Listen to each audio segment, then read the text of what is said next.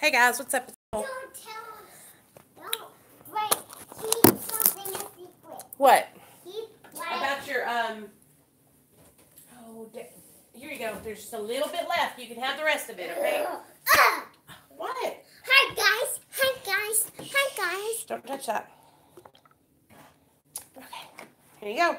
Onward and upward. Don't spill. Don't spill. Put it upstairs. Drink it. Oh, I need it in the sippy cup. Nate. Let me go get my sippy cup. Okay, and I'll pour it in there. I'm trying to wipe this down because it spilled a little bit. Oh!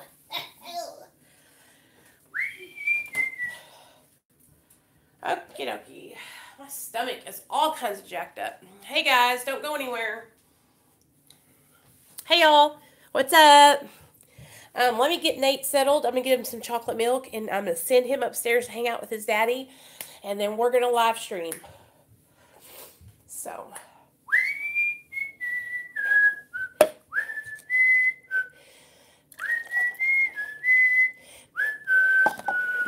here you go, Nate. I got your sippy cup. Okay. All right.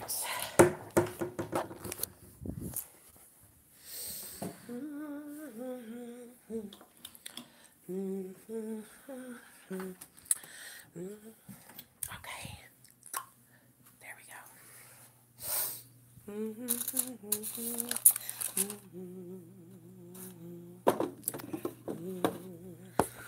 All right.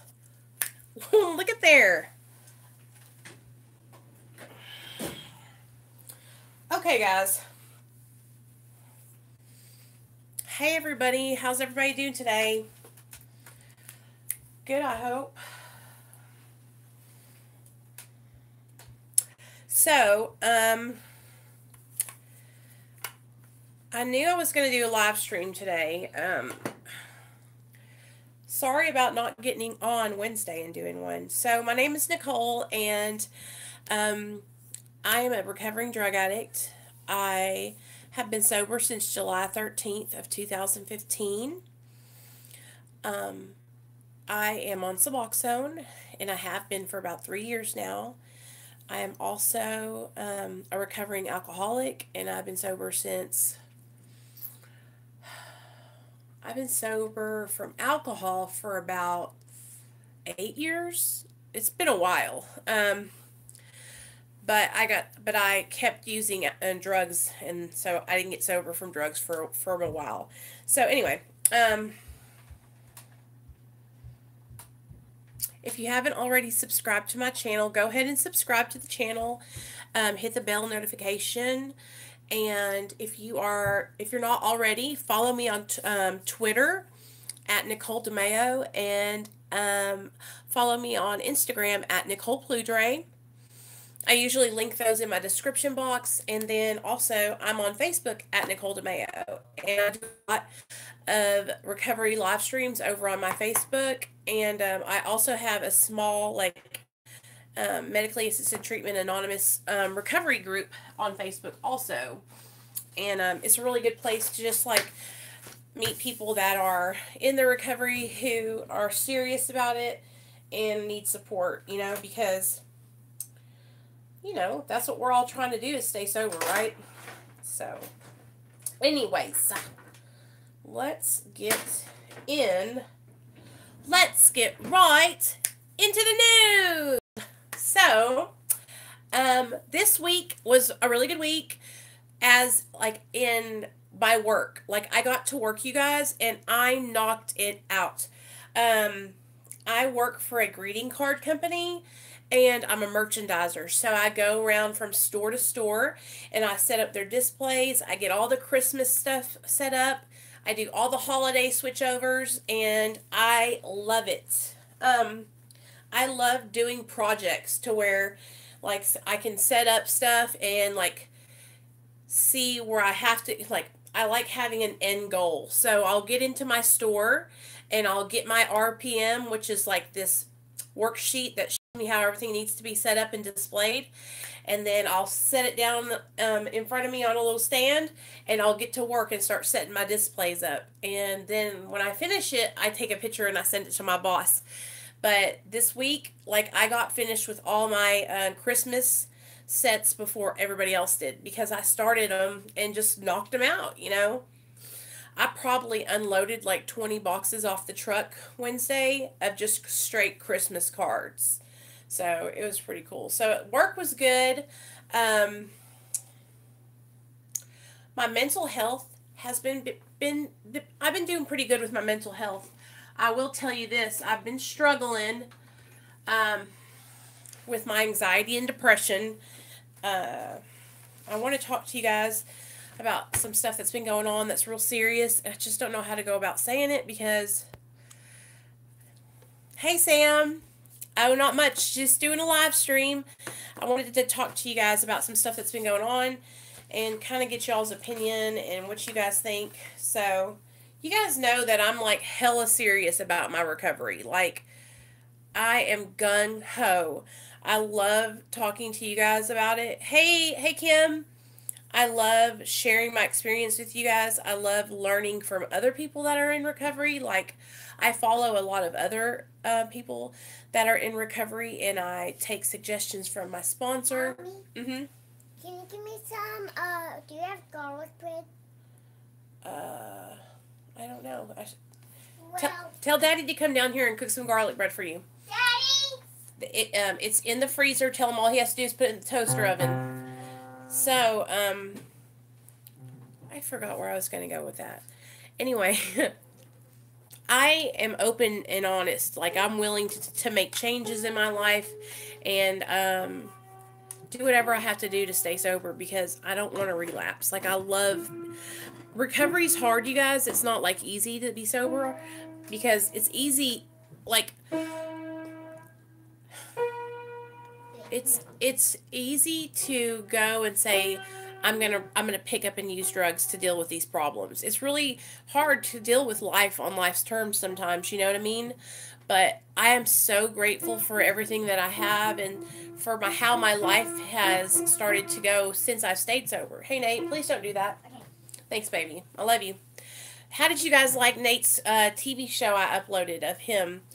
He is going to start having, I'm going to start uploading little shows for you guys to watch of him because he wants to start doing YouTube videos too, huh Nate? Yeah. So, hey Jordan. So, yeah, this week has kind of been stressful because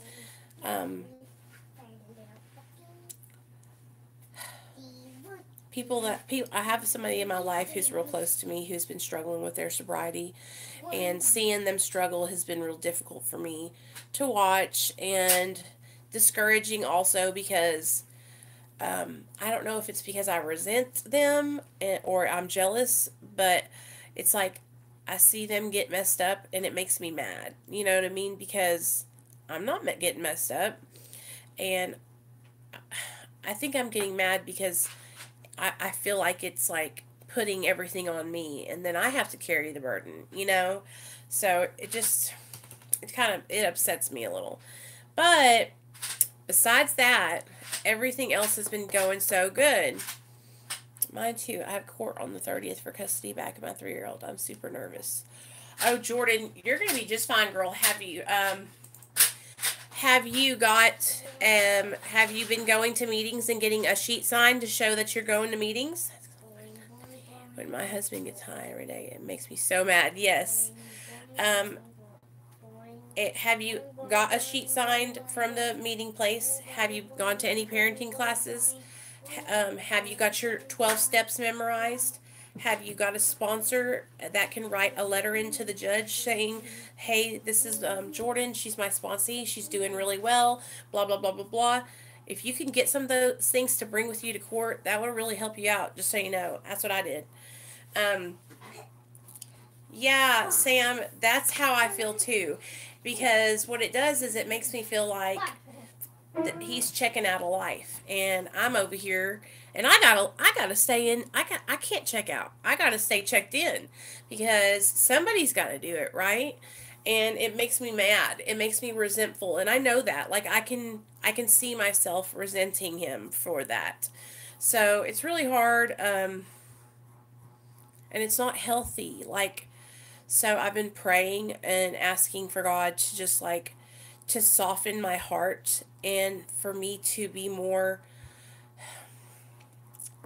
understanding, because it took me 10 years to get sober, you guys. I went back and forth for 10 years. And so I know what it's like to still have a reservation and to want to use and want to be sober at the same time. So those things, I'm going to get my therapist to write a letter too. Okay, good. Yeah, that's a good idea. And do not, like, if you go in there and they try to tell you you can't be on Suboxone, that's against the law. Like, you're prescribed by your doctor and they cannot say that. Like, not at all. If they try to tell you you have to get off of it, that's a lie. That's against the law. So, they tried to do that to a girl I know, so I just thought I'd throw that out there. Um, so that's been going on with my loved one. I'm not going to say who, but y'all can probably guess. Yeah. Daddy doesn't want to, so you have to do it. What? You have to cook the garlic bread. Okay. So move out of the way, son. So that's been going on. So that's been making me hella stressed out. And then, I've been working extra hours because my job, because Christmas time. And let's pop that in there. So I'm just trying to stay focused. That's why I was like, we got to do a live stream because I need to talk to my people and let them know what I'm going through. And it helps me to get on here and like process my problems with you guys. And I know like it really, really does. Because what it does is I'm not keeping it all a secret, and it helps just to get on here and talk to y'all. Okay. All right, Nate, it's cooking.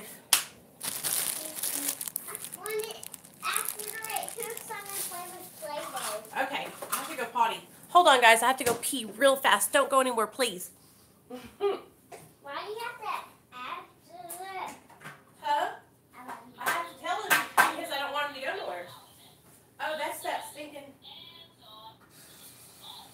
This guy came on the toilet paper roll. What, did you turn it on? No. Oh, I love you. How does it turn on by itself? Man, I'm telling you what. You have a hamburger in the refrigerator that I cooked.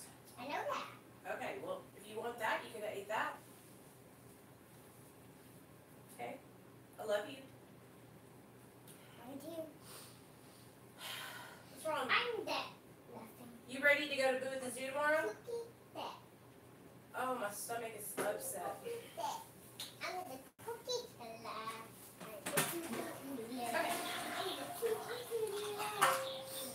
Okay. I feel so much better. My stomach is upset, you guys. Like, fucking bad. So, that's what's been going on. I've really been trying to stick to my everyday uploads, but I've been struggling with that too. It's hard. And I kind of like run out of stuff that I want to talk about, and I'm like trying to, stay fresh and have fresh stuff to like go over. But you know what I thought? I've been talking to these two girls, Legends Mommy and Christy, and they're both alcoholics, and it's brought up a whole part of my life like I had totally blacked out when I was an active alcoholic. And I wanted to talk to you guys and tell you guys some of my alcoholic story times tonight while we're on the live stream, because I was an alcoholic for a long time, longer than I ever did drugs, because I started alcohol first. Yeah. Do you know Hello Neighbor? No, what's that? He's a little guy. I don't know who is he. I don't know. I know you. Well, do you know Hello Neighbor? I don't know him. Well, I know him. Okay, I got you a paper towel out. We're gonna go to Boo at the Zoo tomorrow, you guys. It's this cool, like, It's basically our zoo, and they decorate it all Halloween, and they got games and face painting and all kinds of activities for the kids to do. I'm so freaking excited. Nate's gonna dress up as Jason. He's already got a bloody machete and a Jason mask. I know, I know. He wants to be somebody scary.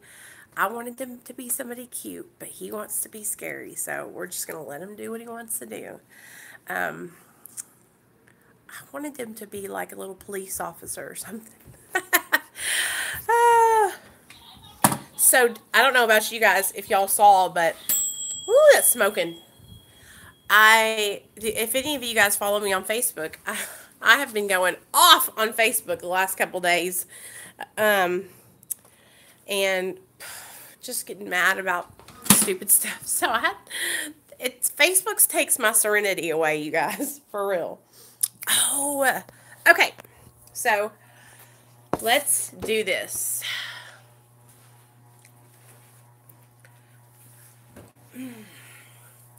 So I wanted to tell you guys a story time tonight about what time is it? Okay. I wanted to share the story, guys, about when I was okay.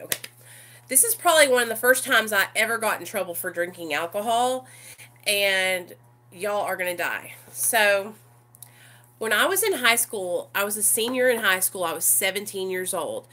I was on the dancing squad, but it was like the cheerleader squad where we would like cheer at basketball games, and we would also dance at halftime, like in between the games and in between the football games. So when I was a junior in high school, I started dating this guy named Clarence Kelly, and he was a football player and a guard on the basketball team. Super popular, super fun.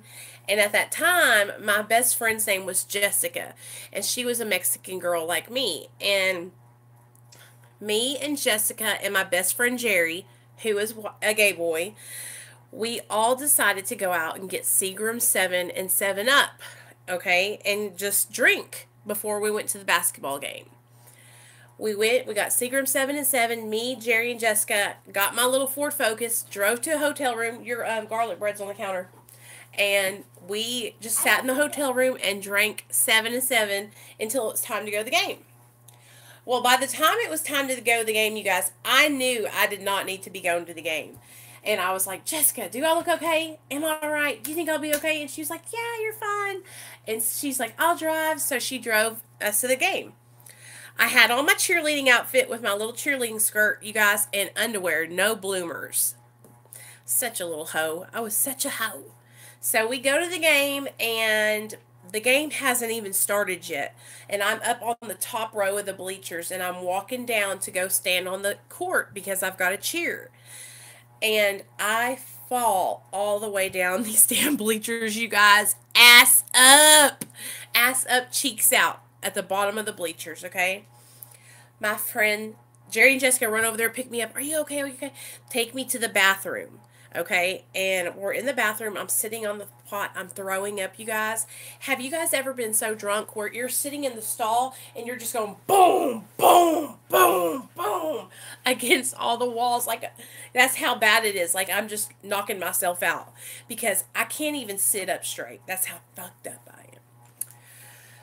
Well, I was like, we got to get out of here. You guys they had to get me out of there because I was so drunk. Like, I almost fell on the coach's pregnant wife. Like, this was serious. Ass up, falling on the ground, looking crazy. So we're walking out of Hot Springs High. It was a high school, not my high school, but it was the one that was in the city.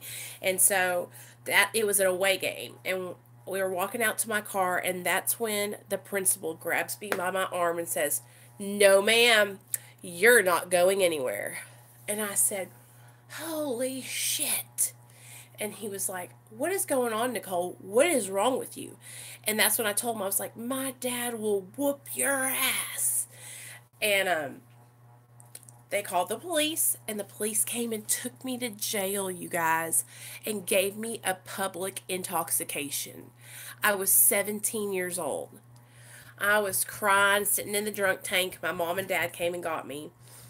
And I remember the ride home like it was yesterday. I was sitting in the back seat.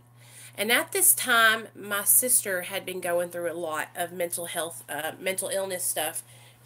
My parents were just finding out that she was bipolar and had manic depressive, and she was just acting out.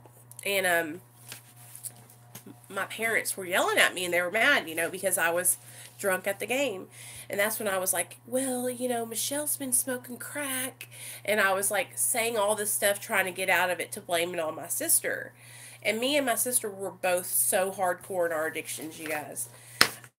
But that's when, that was the first time I ever got in trouble. And I got a PI at 17 years old for drinking at a basketball game and being so messed up. But it was so embarrassing, you guys, because I was up there on them bleachers trying to cheer and falling over, and my underwear, my butt's hanging out. I mean, just so embarrassing. And that was when, that next year, my senior year in high school, I just started going balls to the wall at school. I was smoking pot, I was snorting cocaine, I didn't care, and I couldn't even pass a drug test to stay on the dance squad. I had to have somebody pee for me so I could stay on the dance squad, or else I was going to get kicked off. My senior year, I got in school suspension for 3 weeks because of that bullshit. Because of that public intoxication, I got in school suspension the next year. Was it the next year? Yeah, something like that, because it was the end of the year when that happened. So the next year when I came to school, I had to go into ISS, and it was I was there for a whole month, you guys, a whole month. It was crazy, but I was always how I was a party girl, and it was cool when I was in high school because I was still young, and I could get away with drinking and getting fucked up, and it was almost it was okay and it was excusable because I was a girl, and because I was young. But once I got older, it got to be a habit. But I always loved to drink, and I would drink so I would get drunk. How some people might drink wine because they like the way it tastes, or some people might drink beer because they like to. Hey, Rachel. Hey. Some people might drink beer because they like to just get refreshed, after a hot day out in the sun. That was never the case for me. I drank because I wanted to change the way I felt. I drank because I knew if I drank a bunch that I would be fucked up. And so every time I ever did anything, you guys, I was drinking, especially when I was younger. I cannot even tell you how many times I would get behind the wheel of my vehicle and drive, drunk. And I'm so grateful that I never, wrecked my car or hurt anybody. Thank God. Here's another crazy story time.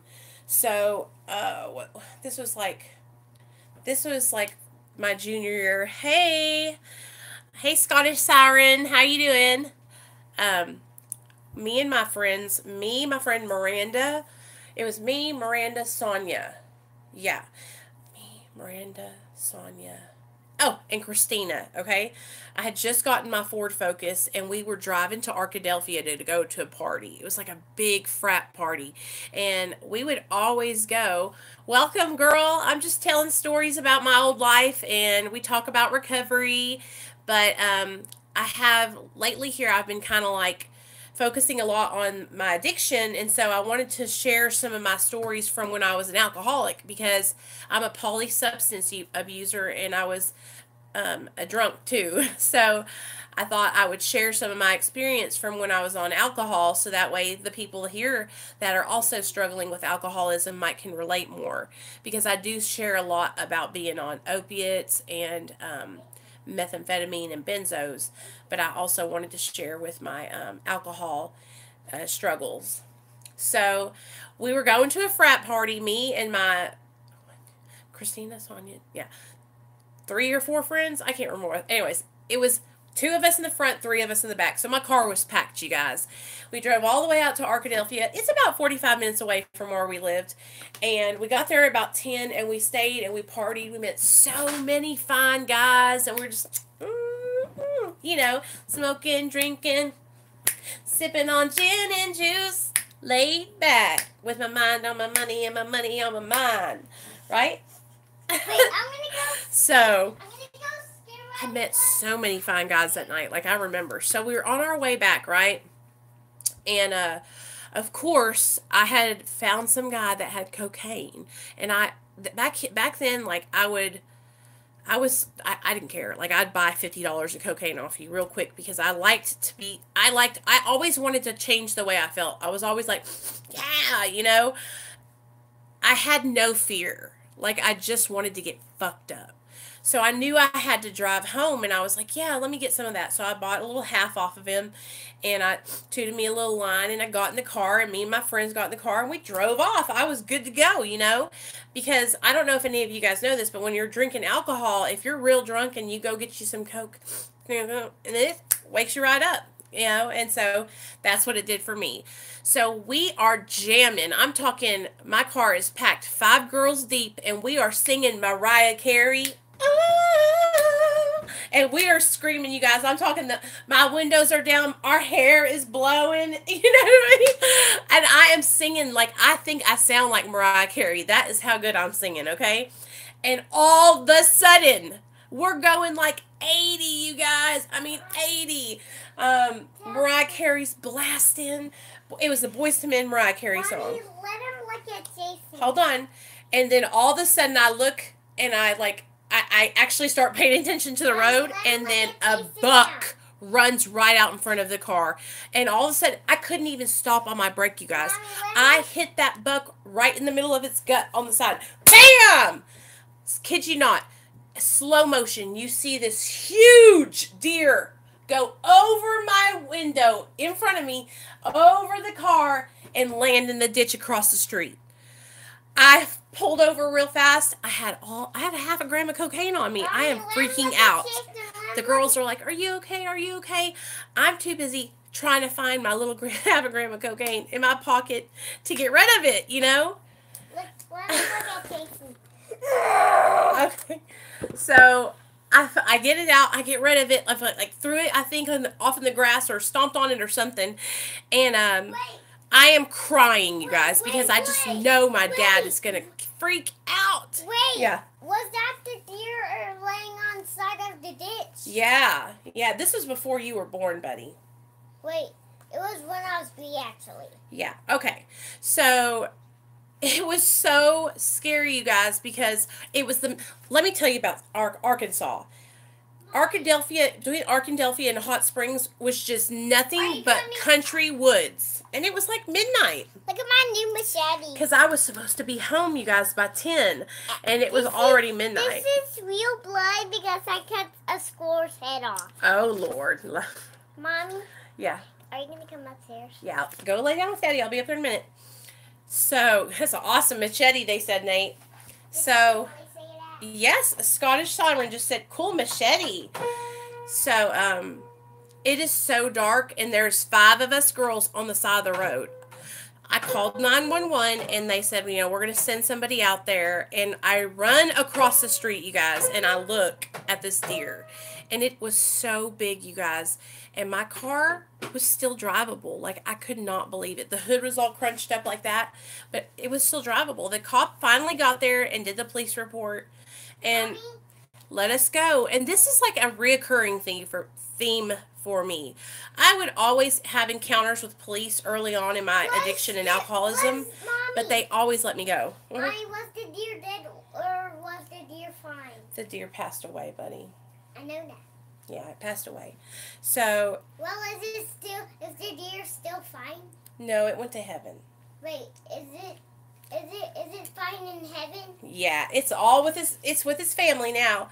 So here where I grew up at, like all the cops knew all of us kids because we were all friends with each other. You know what I'm saying? So if you got pulled over and it wasn't for anything serious, they'd let you go. Can you come upstairs? Nate, go upstairs with Daddy. I'm doing a live stream with my YouTube channel. So that the deer is in heaven. That's right. I do too. I love being a mom. It's my greatest joy. Hey, Legends Mommy, love you. I was just finishing up the tail end of a story time about when I hit a deer on cocaine and alcohol. So I got home that night, you guys, after hitting this deer and wrecking my car, and my dad was so mad. And my dad is a big Italian guy. He does not take no crap. He was like, this is what he would always tell me, Nicole, after 10 o'clock at night, there is nothing going on you need to be involved in. Nothing but bad shit is going on after 10. And yeah, and you know what I think it is, you guys? The reason why we would get spared and we never got arrested, because our higher power was protecting us. So that way we could share our stories with other alcoholics and addicts to help them so they could get sober. That's why I'm here telling you guys my stories today. Because God has given me a second chance at life, and I can come here and share these crazy stories with you guys, and we can laugh, but I can tell you guys now about the joy of not having to drink every day. I can come on here and tell you about I don't have to shoot up Roxy's and meth every day anymore. You know, life might not always be easy. Sometimes it's really hard, but I don't have to do that anymore to make me feel good about myself. The reason I started doing drugs and alcohol was because I didn't feel good about myself, and I kept on doing things like having sex with a whole bunch of different guys and cheating on my boyfriends, or stealing or shooting up. That would make me feel so bad because I liked getting high. I liked the feeling produced by alcohol and drugs, but I used them because I wanted to shut down the voices. I wanted to shut down the way I felt inside, the way I hated myself, because I was always raised to be confident and to love myself and to know that I was pretty and that God loved me. But for some reason, you guys, I never felt like that. I have always been so insecure and had so much low self-esteem. And I always seemed to choose relationships with men who would make my low self-esteem even worse, who would abuse me and beat me and treat me badly. So that only added to my low self-esteem, you know? I was in, two really abusive relationships, but one that I've told a story about on here. And it was almost like that was when my addiction really started to take a mind of its own. Like, it was like, that's when I started to use a needle. That's when I would, like, do anything I could to get drugs. You know what I mean? Like, I would trade sexual favors to my drug dealer to get drugs after I got out of that relationship with LD, who used to beat my ass every single day. Because I felt like I wasn't worth anything. I felt like I didn't deserve to have anybody, you know? And once you feel like that and you tell yourself that negative self-talk for so long, and that, you know how the kids are doing nowadays where they're like, oh, I just suck, or I'm never going to amount to anything, or I'm such a piece of shit. That self-deprecating talk about ourselves, that's like how I felt inside all the time. I just didn't talk about it, you know? I always felt like there was somebody that could do things better than I was, or looked better than I did. And so, but I'll tell you this, like, I grew up with this, like, mentality. Like, my dad always, I'm talking drilled it in me and my sister's minds that you got to work hard for what you get, and that nothing comes for free. So, like, even though I, took the wrong path and went down the drug addiction way and alcoholism, I always tried to keep a job. I always tried to stay up on my bills. It didn't work out, though. I'm telling you. At my car, my house, I had, all my bills. Hey, my friend, stopping by to say hey and say I'm proud of you. You are awesome. Thanks, Randy. I appreciate you, bud. And it was just like, when you get caught up in that vicious cycle of addiction and alcoholism, it's really hard to step out because it's like a circle. It's a loop. And once your brain gets on this loop, it's really hard to break and just step away from that because it keeps on going like this. Even though you step away from it, it's still going over here like that.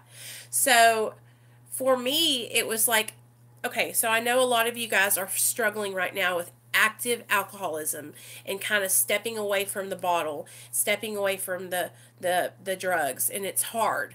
So I'm going to tell you what I did and how it took me many years to get all the way away from that situation. So I started out just like you guys are. I started out by seeking out help. Like, I started kind of looking online and watching videos about addiction.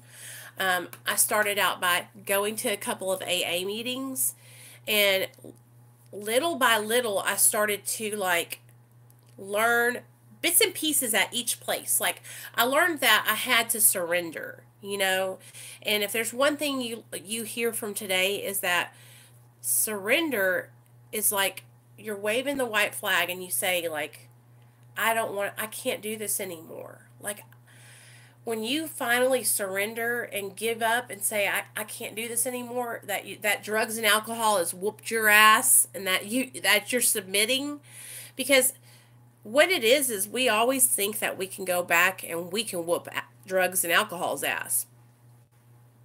That's our illusion in our mind, is that we'll be able to go use and control it. That we can go out and just have a couple beers and then come home and go to sleep. Or we can just take a couple shots and go hang out with our friends and not act like total assholes.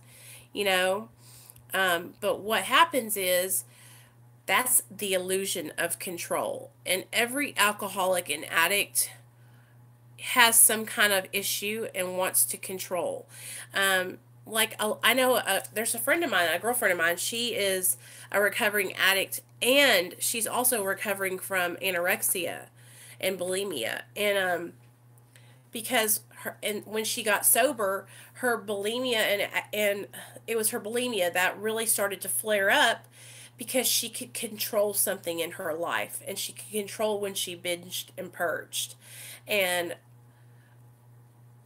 when we're using alcohol and drugs, we feel like we have the choice to go use those things, or we have the control to do what we want. And what it is the drugs take all control of us, and we lose all physical we have no choice over the matter once we get locked and loaded. You know what I mean? But a lot of people think that they still have some kind of like decision making skills in it. And for the longest time, like, it took me 10 years, you guys, to get to where I'm at today, to get 3 years clean. Like, 10 years back and forth, trying to take back my own control. Because, when we get into recovery, all you're doing I struggle with indoors. Okay, Legends Mommy. Yes. Okay, so, and there's nothing, like, I'm so glad that you're sharing that, because here's the deal. A lot of us I did the same thing.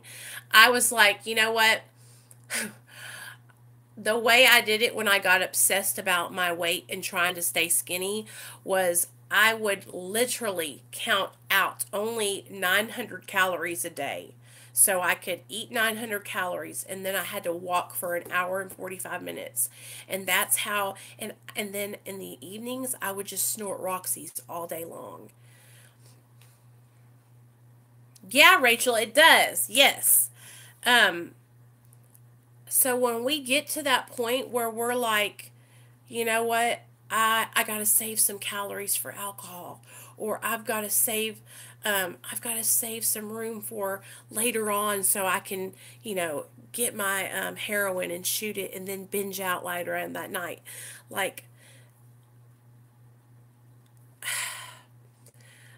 that's when we know that we're in this cycle, and that's like when I started like planning my use and kind of like planning my binges, because it used to be all in fun. It used to be just like I was using and drinking to party, but then it became like a habit, you guys. Um, yeah, and it became like, oh, it became okay. There's another part in the big book, and if you've read the big book, then you'll know it stopped being a luxury. It stopped being me just partying on the weekends, and the drugs became a necessity. I had to drink, shoot dope to live my life. Because if I didn't, I was sick as a motherfucking dog. If I didn't, then I felt crazy in my mind. If I didn't drink, then I felt like snakes were coming out of my body, you guys. And it was crazy. And that's what they talk about, is that we go from like just kicking it, partying, having a good time, to where we have to take drugs and alcohol to maintain regular functioning like life activities. And that's that magic line that we cross. It's like, here's the party inside, and here's the addiction side, and it always starts out, we always start out over here on the just regular using to have fun side. But once you cross over in this line, you cannot go back to the party inside. And people think they can. People think, oh, well, I was a cucumber, now I'm a pickle because I got pickled. You can't get unpickled and turn back into a cucumber. Once you cross the line into addiction, you can never go back and use drugs and alcohol again. You can never go back. Because if you do, I mean, you'll die. You'll die, straight up. Listen.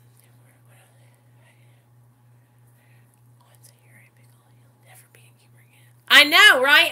I heard that in rehab. But whenever I used to think about it, you guys, when I would hear them telling me these sayings in rehab, I've been to treatment 5 times, just so y'all know.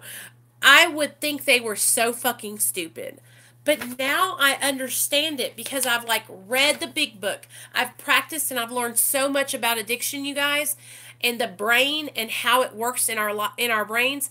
It helps me to learn about that so that way I can fight my addiction. If you drink a pint or more a day, or 2, maybe 3, but the withdrawal, do you think you can detox safely at home at all? No, I don't think you should detox at home at all alone, for sure. The best thing you could ever do, girl, is go up to the emergency room and tell them, I'm an alcoholic. I'm having thoughts about suicide, and have them keep you on a 72-hour hold.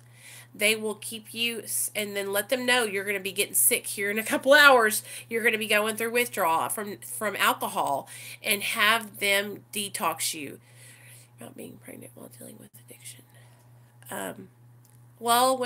So just please do not try to stop drinking at your house alone. Like, you need to go to your mom's house. You need to go be with your mom, because if anything happens, you could have a seizure and die.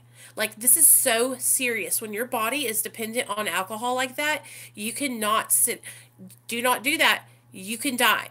That's why it's so hard for a lot of alcoholics to stop drinking on their own, because when they're trying to do it at home alone, it's so dangerous. Hey, Byron.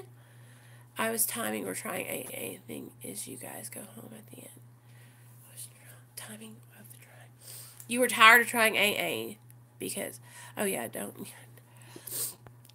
Oh, thank you so much. My mom is with me. You felt that withdrawal and emotional pain, and you needed something to get rid of that. Crazy thoughts start to come in your mind, and some people don't know when to stop. And that's the thing. Also, when you're like in the middle of detoxing from alcohol, the hallucinations and the withdrawal and all that, you guys, I'm telling you something. I have done it, and I've seen other people detoxing from alcohol in jail, and this poor woman was in complete um detox. She was withdrawing in jail from alcohol, and she was hallucinating, and she was seeing rats all over the ground. So she was flooding the cell because she was so afraid, and she really saw them there. So, and you can go into a you could die. You do not do that on your own. And if you are trying to, you say, Mom, I'm going to stop drinking tonight. And you let her know that if anything seems out of the ordinary or I start complaining, take me to the emergency room right away. Okay? Um, because what they're going to do at the emergency room for you is they're going to give you some medicine for your blood pressure. They're going to give you some kind of benzo for the anxiety and to calm down your detox because you're going to be so ill, girl. But it can be done, though. I've been there. It can be done. Um, and you can do it. You just have to be ready to make that change. And don't give in. And when you feel like you want to give in, what you got to do is you got to ask for help. When you feel like, hey, I can't take this anymore, I'm going to go get a bottle, I'm going to go drink. Instead of going to get that bottle, instead of going to get a drink, call somebody. That's what I tell my friend. Call me before you drink. Don't call me afterward. Call me before you drink. You know what I mean? Because before is when we can get through this together, and we can think of coping skills, we can think of activities to do, we can just talk and stay on the phone and laugh and be crazy, until you get through those thoughts, because all it is, you guys, is learning to change our thought process. And when you can change your thoughts from, hey, I want to relapse, to, I'm laughing on the phone with Nicole and we're talking about old shit and just being crazy, that, I'm telling you guys, it'll help so much. But you are going to build friendships with people that are in recovery. Like all of us are here talking right now. These are friendships that no one else can ever understand, because we have a bond, because we've all been through this terrible addiction. So let me talk a little bit about addiction and pregnancy, because I saw that you wanted me to talk about that, so I'm going to share some of my experience with that. And before I say any of this, you guys, just please know that this is probably the hardest thing for me to ever talk about, because I feel so ashamed. But I know that other people might be going through it. So, I got pregnant with my son in 2013, and I had him in July of 2014. When I got pregnant with my son, I was shooting Roxy every day and shooting methamphetamine every single day. And I thought, I can do this. I'm going to stop. So I went to the doctor. I found out I was pregnant, and I was just like, yeah, everything's going to be great. I can do this. I didn't say anything to my doctor about having a substance use disorder, which I probably should have, because he probably could have got me help right then. But instead, I didn't say anything because I was ashamed. And if I can teach you one thing on this channel, is that do not be ashamed that you have an addiction. Do not be embarrassed that you are an addict, because that will keep you sick in your addiction. When I was pregnant with my son, I used methamphetamine and Roxy the whole time. I would have like short periods of sobriety for like a week where I would white knuckle it, and I would try so hard not to shoot dope, and then I would just go and shoot it again. I didn't start showing that I was pregnant till I was almost 7 months pregnant. And then when I got to be about 7 months, I gained 50 pounds straight up. Boom, my belly got huge. I had my little boy, and I was high on methamphetamine the day I had him. And he was perfect, you guys. God delivered my son perfect. He was sober, not under the influence. Perfect. And I was under the influence when I gave birth to him. When I gave birth to my son, I had been up for 3 days, and then I took a capsule full of that morning, and then I went and gave birth to my son that evening at 8 p.m. And he was just amazingly perfect, you guys, and I don't know how, I don't know what voodoo happened, but my son came out perfect. No alcohol or drugs or anything in his system.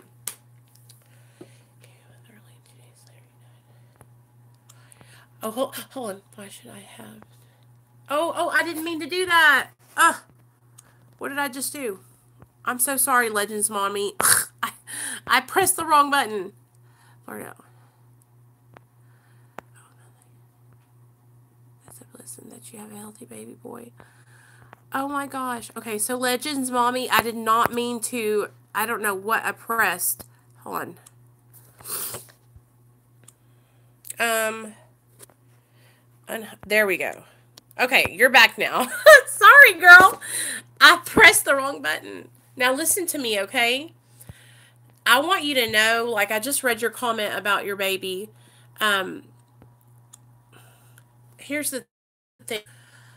When we're in our addiction and we're sick with addiction or alcoholism, you guys, it is impossible, almost impossible, to have willpower enough to stop. And that's what I thought I could do. I thought I had the willpower enough to stop. I thought I had enough strength to not do it for my son. And I've seen some women that they do get sober when they are pregnant, and they never ever pick up drugs or alcohol again. And then I've seen some women who do the same thing I did and then have their kid and still use and get them taken away and then straighten up. And then I've seen some moms that never straighten up. You know, yeah, bring your own big book. That's right. I see some moms that never straighten up. So all I can tell you is that I know you have a lot of shame and guilt over that. Like, I know you do, because I carry my guilt and shame with me every day. But there's one thing that I've learned, is that my guilt and shame is part of my addiction. My guilt and shame wants me to hide. It wants me to be embarrassed. It wants me to never speak about what I went through and what I did to my son, because it wants me to keep it in my mind so I can just toss it around and I can use it as reasons to drink and use. But that's not what I'm going to do. I'm going to share what happened so that way I can shed light on that part of my life, and I can use that horrible experience to help somebody else, because I don't want anybody else to have to go through what I went through. And you know what? Legends Mommy, you can do the same thing, girl. Once you get sober, you can carry on your son's name by sharing your experience, strength, and hope to help other moms that are going through the same thing you're going through, so they don't have to drink themselves into a situation like that. That's exactly why we share these stories with each other, you guys, because there's somebody else out there that has been down the same exact road that you're going through right now at the same time. And if you can give someone some hope by sharing with them what you've been through, and maybe they don't have to repeat that, you know? It's possible to get help while you're pregnant and never have to go back to that life again. You know, and for me, I was so afraid of the system and of them taking my son away from me. And you know what I did? I ended up getting him taken away from me anyway. You know, when he turned a year old, they came knocking on my door because my friend called DHS on me, turned me in, because I was getting messed up still and I wasn't sobering up.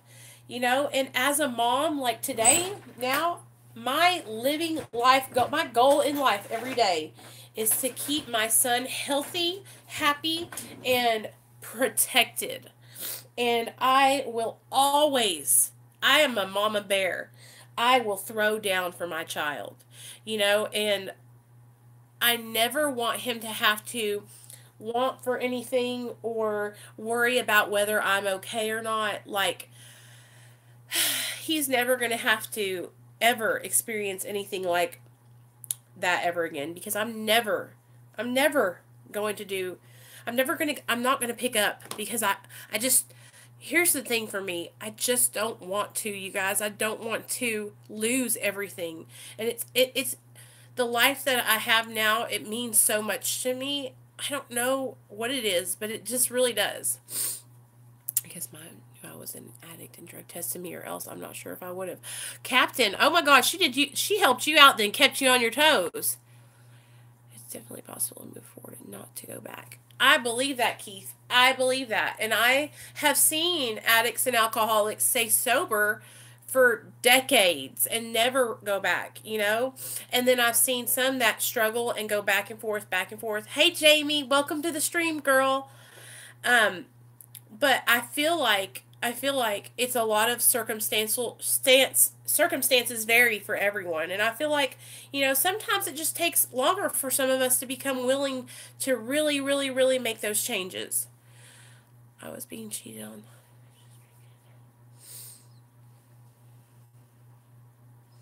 I know, and that's the thing, like, when we're in our addiction, we get ourselves into all kinds of toxic relationships. And you know what I've learned now that I'm sober is that I would put myself in those relationships with people that were no good for me because it was almost like I needed someone to make me feel better about myself. Do y'all know what I mean? Like having someone need me to take care of them, like most of those guys did, it helped me to feel better about me. Do y'all know what I mean? Um, I would get into these relationships with these guys that would like, beat me up or talk crazy to me. Um, and it was because like I almost felt like, you know, it them needing me was like a reason for me to be here. Am I happy to stop? I was more of a veteran addict than my husband, but we both needed intervention. Yeah, that's the same way it happened for me and Neil. And when they came, it was just like a really, really scary situation, you guys. But I wouldn't change it for the world. I don't ever want to have to go through that again, and that's why I work really hard to stay on track now because I don't want to have to go through that again. You know what I mean? But I'll tell you this right now. There's no shame if you're struggling or if you okay, that's one thing I want to get really, really out here and clear. Like if you're struggling and you're having a difficulty staying sober and you're going back and forth and you're relapsing and then you'll get sober and then you'll relapse and then get sober, like I have totally been there. That's why it took me so long to get to where I'm at today. That's why it took me 10 years to actually, like get to this point where I was ready to make a change. Because I would get halfway ready and then I would get into the get into it and start making changes and start, and then I would stop because life would get good. You know, life would I would get a job, I would get a new car, I'd get me a new boyfriend, and then life would start looking up, and then I would forget what it was like when I lost everything, Because addiction, what it does to you is it makes you forget all the bad shit that happened. It's like, yeah, it's like mind eraser or something because all our minds remember is the good part, and that's why we have to practice reminding ourselves of what happened when we were in our addictions, the bad stuff. And I have so many hoops they make you jump through, but it saved my life, and I'm glad it happened. I know. It was a very I felt like when I was going through DCFS, it was like the most scariest anxiety ridden experience of my life because I had to go to court all the time. And when you're like, when you're a drug addict and you're not used to like having to go around courts all the time, and it was just like so scary because I felt like they could take him at any time and never give him back to me. And that's the way they made me feel. But now that I've went through it, like I know that it was for the better. He's always going to be with you no matter what.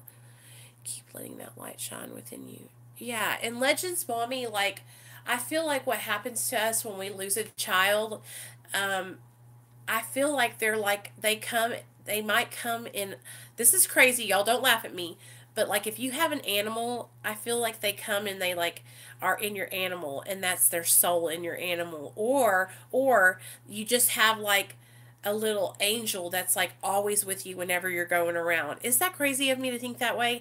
But I think that children when they pass away, if either they come back and they come into your pets, or if you have a child after them, then it's them that is in your new child. And I don't know why. I must have watched a show or something, but I think it was like the Long Island Medium or something, where this little baby died really really young, and the baby came back, and the other child, like this couple had a child like 2 years later, and they were like, oh my gosh, she's just like blah blah blah, and it was just wow, like I connect with that kind of stuff. Um, do you know what I mean? And I love, like Neil's dad passed away last July, and this is his office, this computer office right here. And when he first passed away, I would come down here and the door would be cracked, just like it was all the time whenever he lived here, and he would be sitting in here drinking his coffee. Say no shame, no guilt. But how do you know you're pregnant? And doctors tell you. Oh, girl. I'm going to tell you right now, Legends Mommy. That's what addiction is. It's selfish, self-seeking. All we care about is getting our next one. Listen to me. You were sick, girl. You were in your active addiction. Like I said, a lot of the times the only thing that's going to get somebody to go to treatment when they're in their addiction far like that is a court order. You cannot go back and change it. You cannot bring your baby back. But what you can do now is you can start changing your life. You can start changing your life and becoming the mom that you know you're able to do. Let me bring my baby home from the hospital because she was born addicted to methadone. I've had so many signs. Yeah. Okay, Jamie. So this I also wanted to talk about methadone and Suboxone when we're pregnant, because I know a lot of people that are on methadone and Suboxone who are moms. And if it just happened, okay, let me get to this. Legends Mommy, it's still fresh, girl. Like, you're grieving still. When you have a child inside your body, like, that's serious, So just, you know what I would do?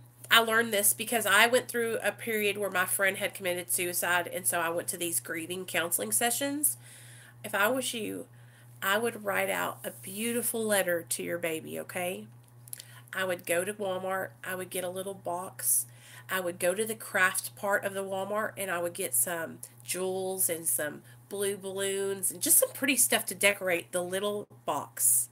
Okay? Write this letter out. I mean, write everything you want to say to your baby, everything you wanted to do with your baby, and write it, put it in that box, okay? And then go out to your backyard and put it and bury it.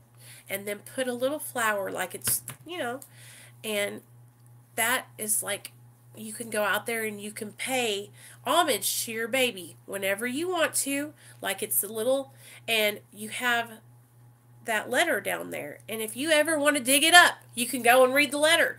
It's just like a way to process through some of those feelings. I would not let them take my kid for no. Okay, so Rachel, that's what I wanted to talk about, you guys, about methadone and being on it while you're pregnant and having DCFS come into your life and try to take your kid because of it. That is illegal.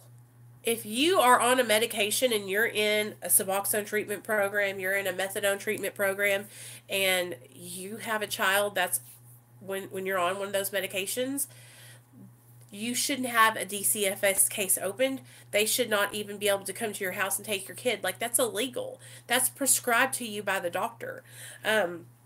there's like, let's look it up. There's like that some kind of law against that. Like they cannot do that to you. Through this Legends, Mommy, don't let that pain or depression take over your life. Yeah, listen to what Keith is saying. He's right. Um, I'm telling you right now, like it might seem like you're never going to get through it. And what's going on right now, Legends Mommy, is that alcoholism on top of this depression and this sadness, once you get out of this alcoholism and you get that off your back, that monkey off your back, and you start getting into some sobriety, I'm telling you right now, it'll be so much easier to process a lot of the ways you're feeling. Because right now, alcohol and drugs are just complicating everything. It's just making so much chaos and drama. And so once you get yourself cleaned up and you start going to the doctor, talking to a therapist, you guys, best decision I ever made was getting into therapy and talking to somebody. And like really talking to somebody, it helps me so much. And I started like, they looked and see if I was bipolar. They checked to see if I had any like I got depression, anxiety, not too bad, but I got it. And they did a couple of those psychological evaluations on me to make sure that I'm okay. And so once you get sobered up, you can go and you can start taking the proper steps to like go to therapy and get yourself really together. I think my other kids, they said it was neglect. I didn't even feel agree. Okay, so let's talk about, can BCFS take newborn if mom is prescribed methadone? Okay, advocates help new moms in methadone treatment fight. Okay, are methadone moms to keep their unfit to keep their babies? Can CPS take my baby because I was on methadone? Let's read that. I'm telling you guys, like I was on a methadone clinic in Detroit. I was let go due to no insurance and no money to pay. I started using heroin in July and I went to the ER and found out I was 4 months pregnant. I then made some calls. My only option was the methadone clinic. My sister moved me in her apartment on September, had me the Victory methadone clinic, and on the 24th of September I went to Bronson for OB. Joined in a maternal program, Silver Lining, nurses, and social workers came out on a regular basis voluntarily. I had my baby 3 weeks early, and CPS took me to court within 24 hours with allegations of neglect and physical abuse. If you are allowed to leave the hospital with your baby, then there's a good chance you can fight to keep your child by proving that the child is in no danger from this point forward. If your child is still in the hospital, you have a much bigger problem, and your best course of action is to contact a local attorney immediately for a consultation. There is more information needed to determine whether CPS can remove. It sounds as if your child was removed on an ex parte basis. That means without a hearing. The next step should be a preliminary hearing, which is just the name of the first court hearing. Okay, so, I hate that. I've been taking methadone for a past heroin addiction that I used to have, of course. Okay, so anyway, for 6 months I dealt with their asses doing UAs every damn week. Had to go to, finally closed my case, but they made me miserable. Jamie, I understand, girl. So, were you prescribed methadone? Like you were going to the clinic, you were passing your drug screens at the clinic, and they just opened a case on you? Had you had a case in the past ever?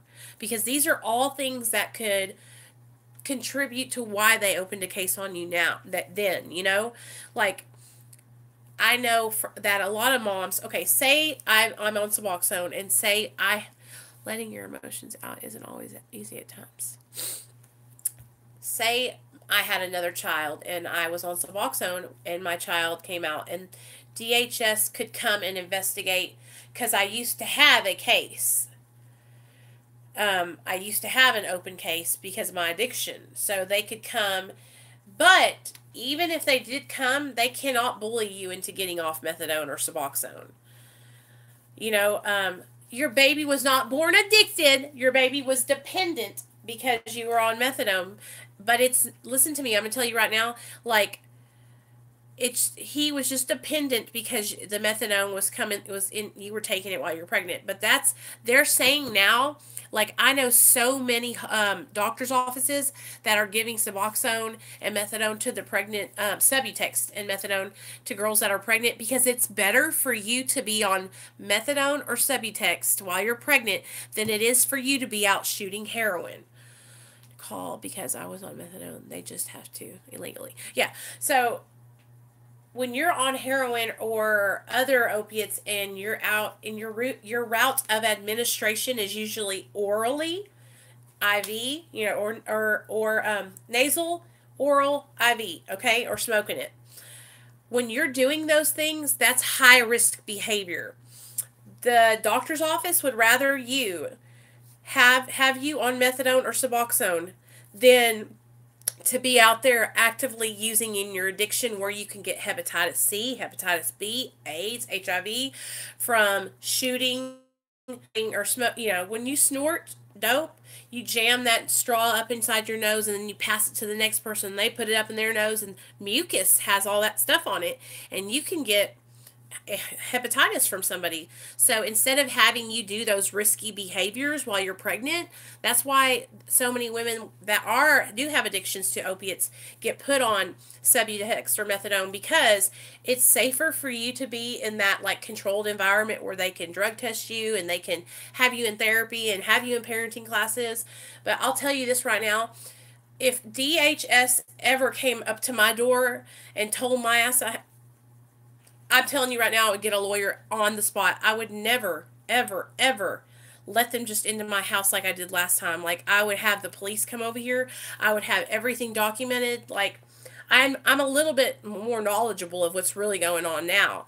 But it's just really important to have all your ducks in a row, especially when you're in, like for me, in the Suboxone clinic. It's just like, I'm very upfront with them. They know everything about my life. They know about, that I want to be upfront, because all I'm trying to do is stay sober and take the best care of my son. About this too many people, because it's so hard. But I gave birth to my son while in a methadone clinic. Yes, Sam, did they take your son? So, and you were, see, this is not what I'm not understanding. I think that now it's happening more and more that moms are on methadone and giving birth to kids, okay? So, I feel like now I feel like there's going to be, what state do you guys live in? What's nothing I can do about it? I am so sorry, Sam. But are you sober now, Sam? I mean, are you just doing your methadone clinic and staying on the straight and narrow? They can't just take them away for only being on the... They didn't take my kids, but they threatened to. Yeah, I'm glad, Jamie. And so that's, you guys, you are, listen, I'm in Arkansas. Being on methadone or Suboxone, if you are taking your medication as prescribed and passing your drug tests, then you are absolutely clean and sober. You are only dependent on a medication, you guys, and lots of people are dependent on medications, okay? Lots of people take antipsychotics, lots of people take anti-anxieties, and they're sober. You guys, I'm telling you right now, if you have anybody bully you or tell you, oh, you're not sober, you're not clean, or I'm going to be the first one to tell you right now, I have been fighting the good fight against people who bully and talk down to women and men who are on Suboxone or methadone, and I will continue to spread awareness about Suboxone and methadone and how it saved my life and how it's helped me to learn to live my life the right way. Um, you can absolutely be on these medications and live your life like a regular person. Um, I, I've never been sober for this long in my life, you guys. I was always back and forth shooting dope. So, sometimes when I'm watching other people's channels who have gotten off Suboxone and maybe they didn't go like, I don't know, maybe their experience wasn't that good with it. We love you too, girl. Um, they will talk about how they got off of it and how much better their lives are, but then, they'll be struggling to stay sober without it. And what I think it is, you guys, is a lot of the times when we get off Suboxone or methadone and we don't have any kind of other program going on, it's a struggle, you know what I mean? I struggle to stay sober on it. And I don't have thoughts about opiates, but when my mind starts wandering, you guys, I always think about Xanax. I do not know why. That's good, Rachel. That's good. And hopefully the more awareness that gets brought to Suboxone and methadone, because you guys, Suboxone and methadone are being used to treat so many people with opioid use disorder. Okay, so many people. It's commonplace now. It didn't used to be. Legends Mommy wants to know if everyone in here is sober. My daughter just turned 3 and I was 5 months pregnant when I started. I don't know why, girl, but it's like Xanax is always, it's like the most, I don't know. You know why I think? Because it gives me so much relief. I mean, when I take a Xanax, I'm like, hey.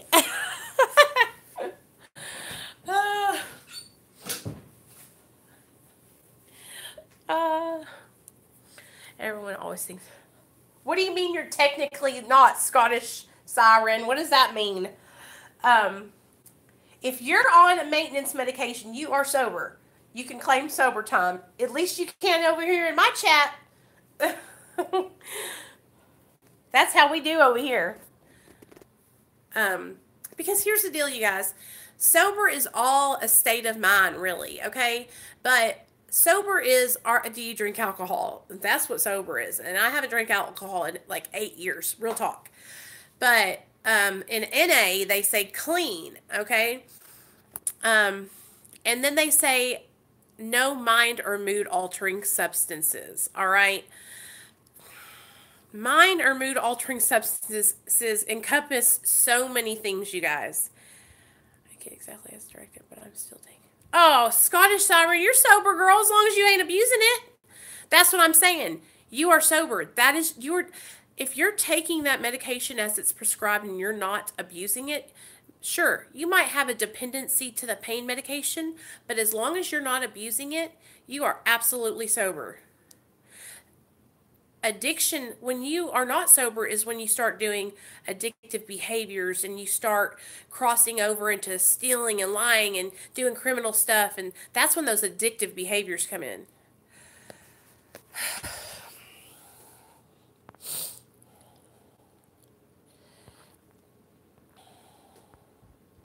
Oh, well, okay. That's okay, though. Well, here's the deal. I hear what you're saying, Scottish Siren. I hear you, and I appreciate you for being honest. You know, um, I used to binge drink all the time, and the reason I don't now, you guys, is because all the things those things caused me to lose.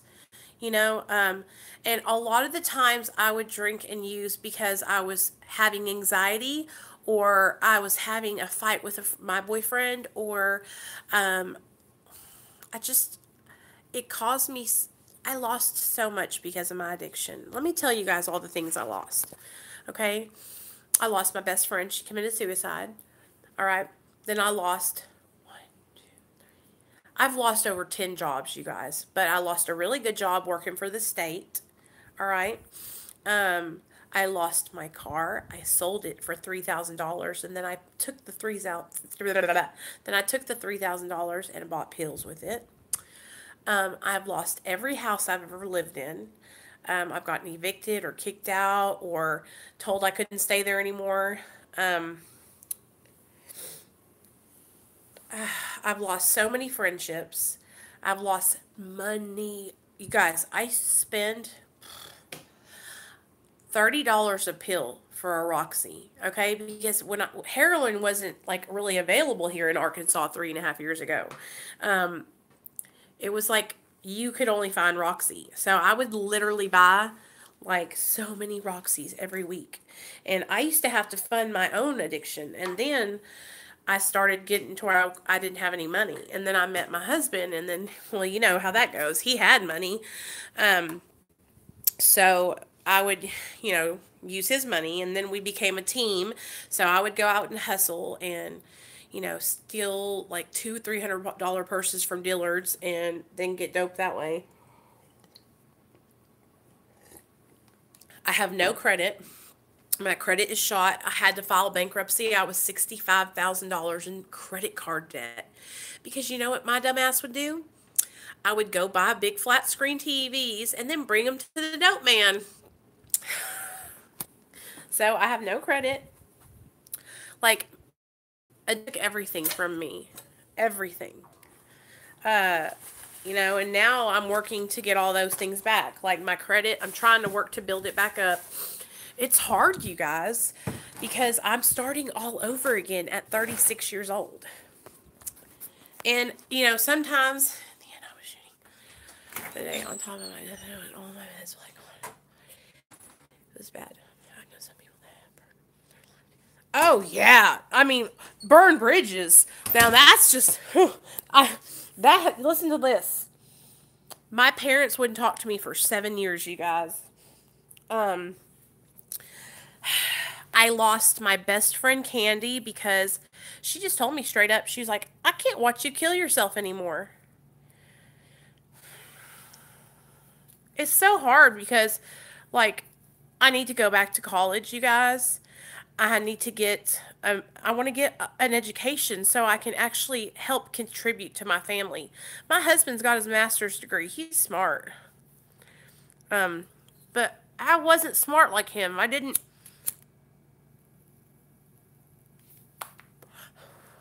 stay in school and go to college like I should have. You know, I dropped out, you guys, like an idiot. Um,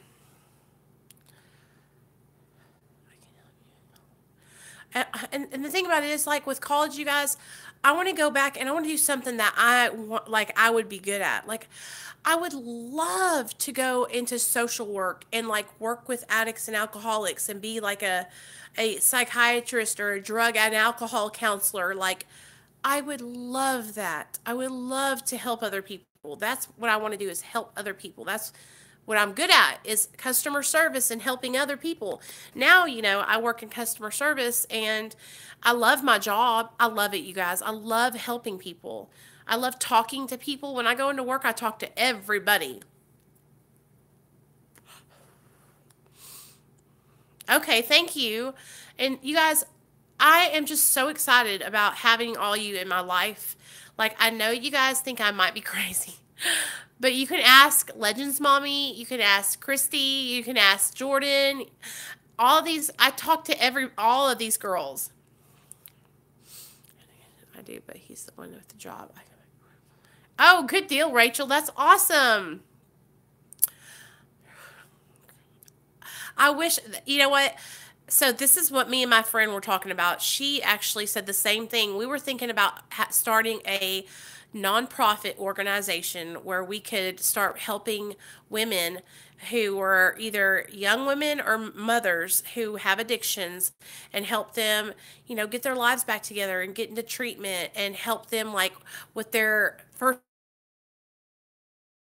get out of treatment, like a little house, you know, for just women. And I don't know. I have so many things that I want to do. I just don't know how to set those things in motion. You know what I mean? I don't know how to do it.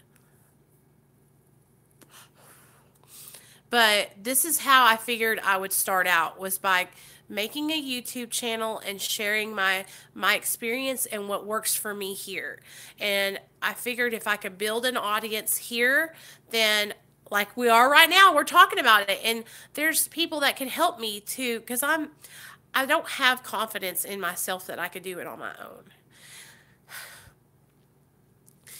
And I'm trying to build my confidence up. It's hard though, because I just don't feel like I'm good at anything. I know that I'm good at helping people though, but it's hard for me to feel sure of myself. So, Nate? Okay. Um, it's hard because I second guess myself all the time. Um, but we have been on here for an hour and 30 minutes, you guys. Okay, I'm going to get off here and go upstairs, wash this makeup off my face. And tomorrow's Saturday, and I'm taking Nate, me and Neil and Nate are going to go to Boo at the zoo. But tomorrow before we go in the morning, I'll come on and I'll do a meditation with you guys in the morning if y'all are awake. But if you're not, don't worry, you can just catch it on the replay. But I just want you guys to know, like, you being here and supporting my channel means so much to me. I really just enjoy talking to you guys and sharing my life with you guys. And if you aren't already following me on Instagram, go over to my Instagram and message me at Nicole Pludre. It's in my description box. And you can email me or message me there. I love talking with you guys. Absolutely love talking with y'all. And thank you, everybody who contributed to tonight's live stream. Like, you guys shared some such deep, awesome, like, real stuff. And that's what I like. Like, I like talking about real shit, like real life. And I feel like we all got to process a lot of stuff that's been on our hearts that we need to talk about. And you guys have helped me. So thank you so much. And yeah, I'll see you guys in the morning, okay? Bye.